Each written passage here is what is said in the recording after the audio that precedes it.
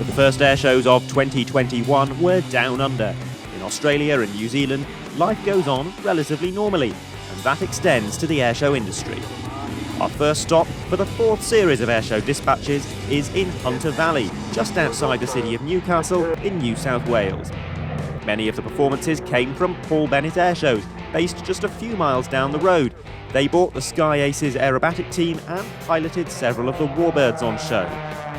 British, American and Australian World War II types all took the air, including in this impressive 7-ship formation, and modern aviation was represented by the Royal Australian Air Force's aerobatic team, the Roulettes. This is our pick of the action.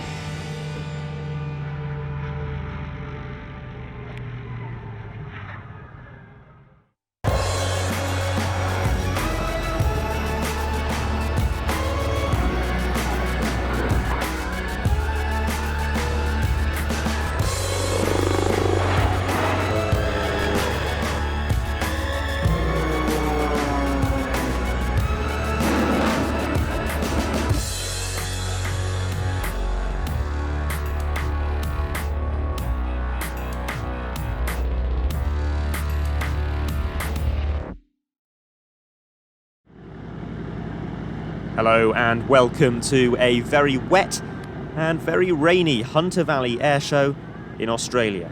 Because, well, of course, it's our first airshow in 5 months, the first episode of this series of airshow dispatches.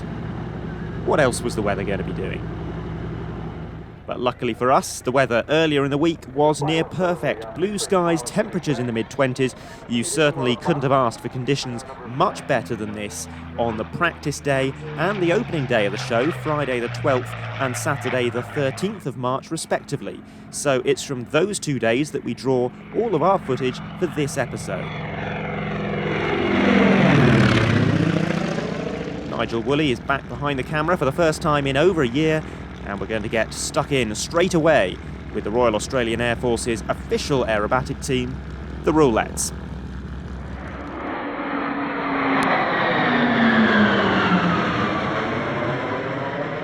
As you see the team pull up into a loop, just keep watch as they move from an eagle to wedge formation over the top of the loop.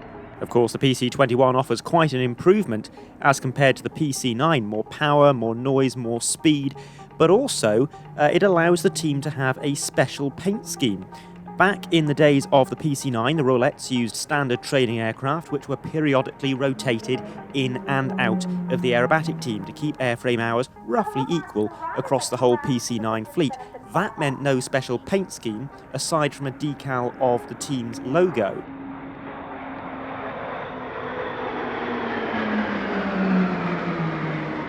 But that has all changed now. The team have a dedicated fleet of PC-21s and this very striking red and blue paint scheme.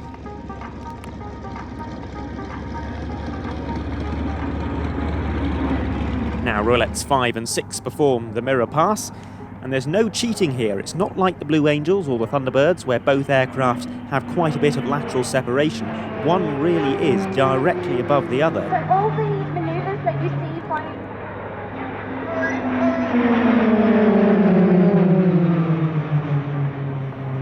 The other big difference is with the smoke. On the old PC-9, smoke oil was simply injected into the hot exhaust where it vaporised. But because this trail came only from one side of the nose, it did mean it was asymmetrical.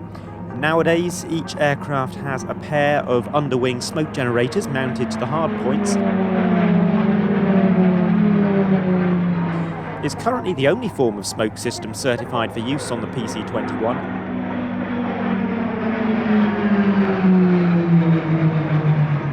And in my opinion, for a medium-sized turboprop team like this, it's much more attractive.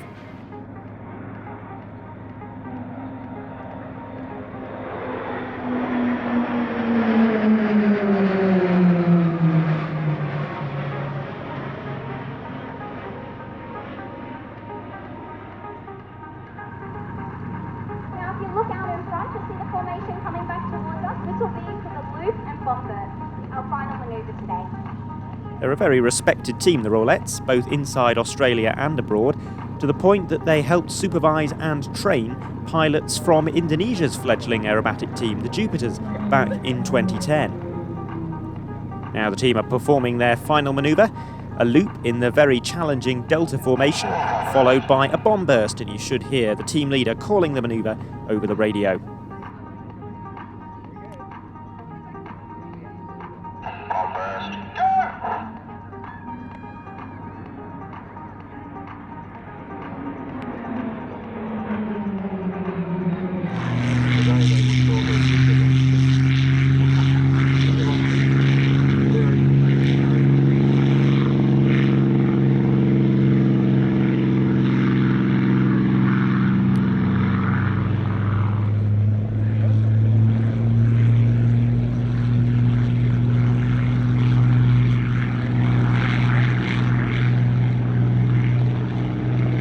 A pair of Warbirds now, the Temora Aviation Museum's Spitfire Mark 8 and Pays Aviation's Hurricane Mark 12. The Hurricane in the lead.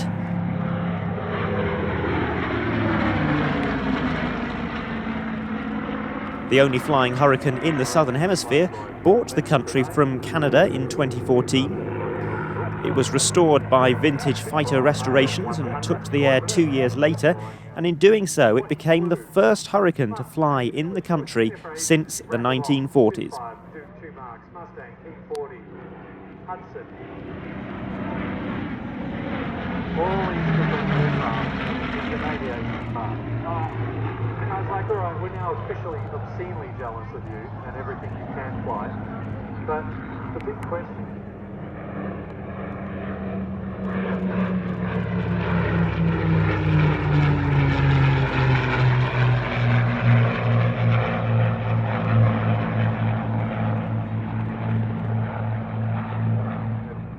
The Hurricane shot down more aircraft than the aircraft.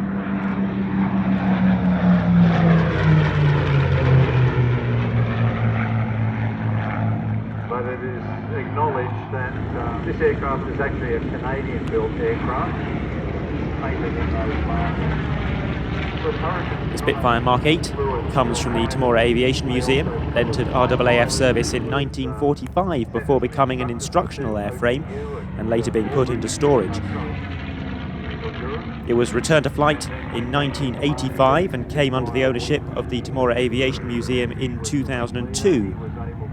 Today it wears the colours of 457 Squadron RAAF, the Grey Nurse Squadron as it was known, which operated initially over occupied France before being relocated to various locations around the southwest Pacific where it saw action against the Japanese Air Force. That was the aircraft that was out by the first round of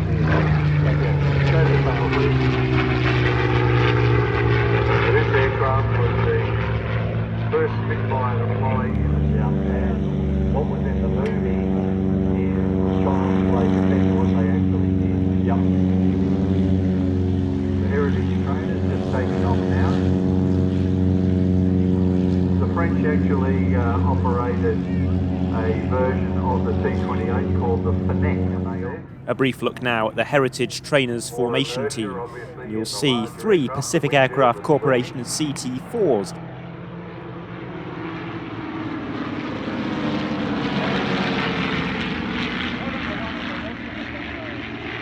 That is an elementary flying trainer from New Zealand, produced from 1972 up until 2008, and used primarily by the Air Forces of Australia and New Zealand.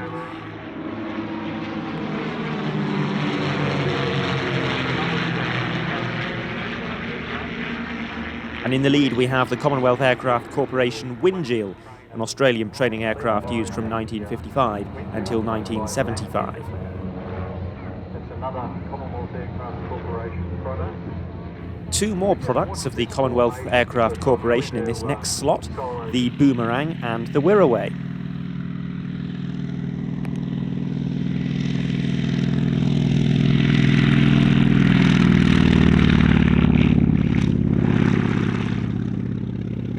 The Boomerang is the smaller of the 2. A very hurried development of 1942. At that point, Australia had almost no modern fighters in its inventory. So the Commonwealth Aircraft Corporation was instructed by Parliament to begin work on Australia's first indigenous fighter design. It flew for the first time just 16 weeks later, and by that point, serial production was also well underway.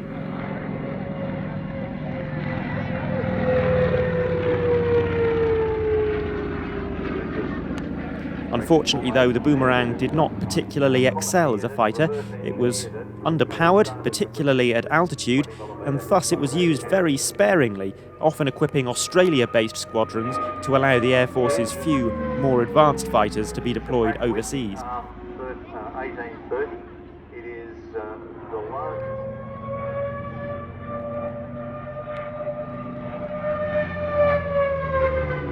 So the aircraft was put together in and it's joined by a more successful CAC product, the Wirraway, an Australian development of the North American NA-16. And that itself was a predecessor of the incredibly popular T6 Texan. One of the most famous exploits of the Wirraway was undertaken by a pilot called John.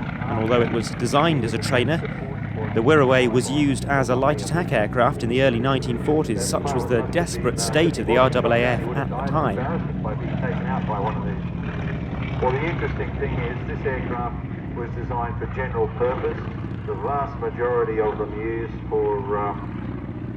and it even has one air-to-air kill to its name, a Japanese Nakajima Ki-43 in December 1942. Walk outside the hangar. Of course, we've got 3 Merlin aircraft, the Mustang, the Spitfire and the Hurricane on the field today. The Wirraway back on the ground and the Boomerang about to land, and we turn our attention in a moment to Paul Bennett Airshows and the Sky Aces aerobatic team. The Australian Wirraway first flew in 1939, and Wirraway is a local dialect for challenge. The aircraft have considerably different size engines.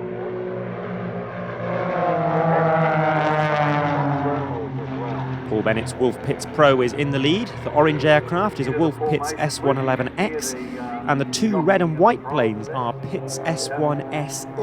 Perfect position on Paul's aircraft. In that, as you said, bouncing.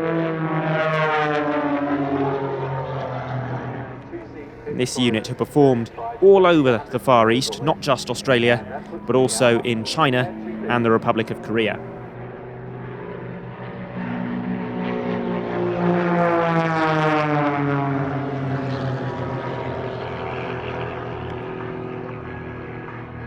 Make sure you got your cameras out because you're going to be seeing some amazing displays here.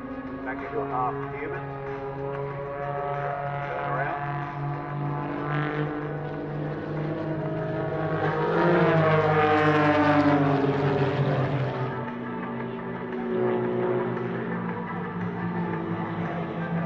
Very cool.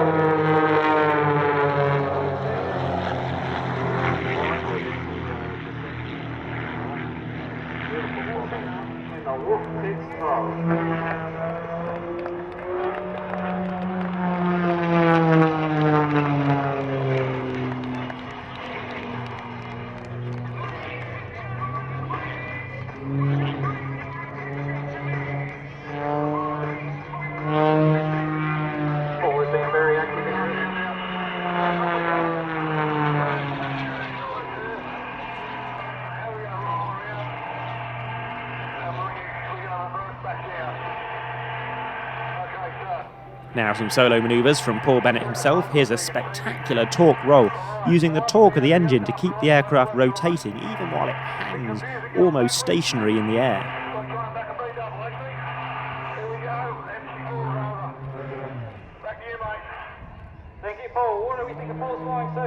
And next up, something that's being claimed as a world first.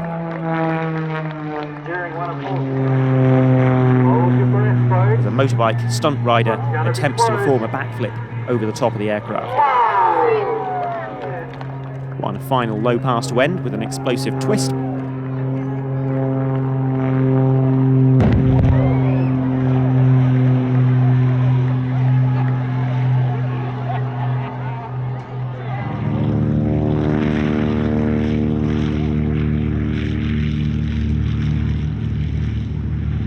We're coming towards the end of the episode now, but with one more performance still to feature, we've got quite a number of Warbirds to get into the air, and we'll take a look at some of them individually.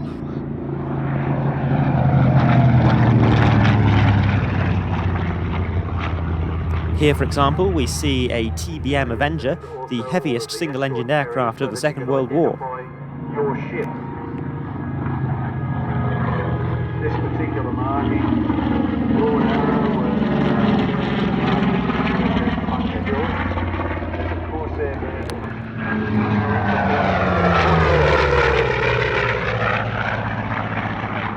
F04U Corsair next, and of course perhaps the most formidable carrier-based fighter of the war. you may wonder why the wing, I think, aeroplane was referred to as, was attacked by 3 Japanese float plane fighters. They say it's radically evasive maneuvers down to like 50 feet to avoid them and get home. That aircraft still exists. And also Pays Aviation's P-40E Kitty Hawk, with a very impressive 8-point hesitation roll.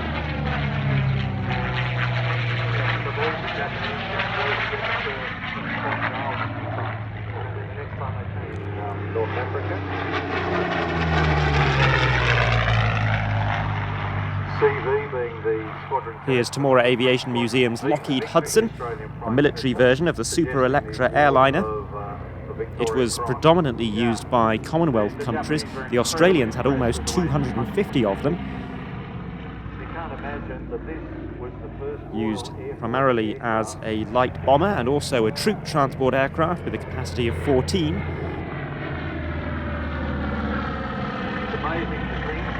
But also VIP transport, meteorological reconnaissance and air-sea rescue.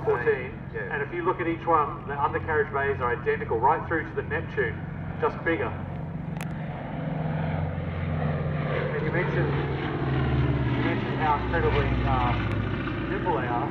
One of these aircraft managed to fend off a number of attacking Japanese. And look at this wing over coming up now. Indicated where the bomb bay was, what the armament would be, range, and also they had a dummy turret. The aircraft almost inverted over the top, very impressive. And that quartet is joined by the Spitfire Boomerang and a T-28 Trojan as we move on to the Balbo itself, so enjoy this without any narration.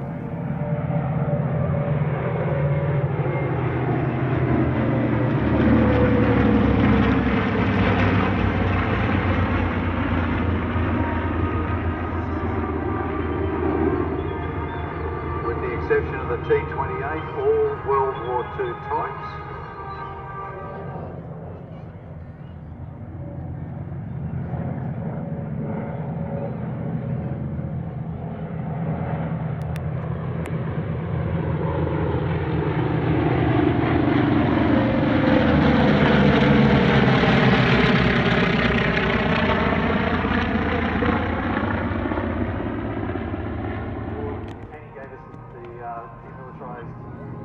Unclassed Hudson footage, and we worked a whole lot all together. Excellent. Oh, so much fun. Burned us out, but it was so much fun.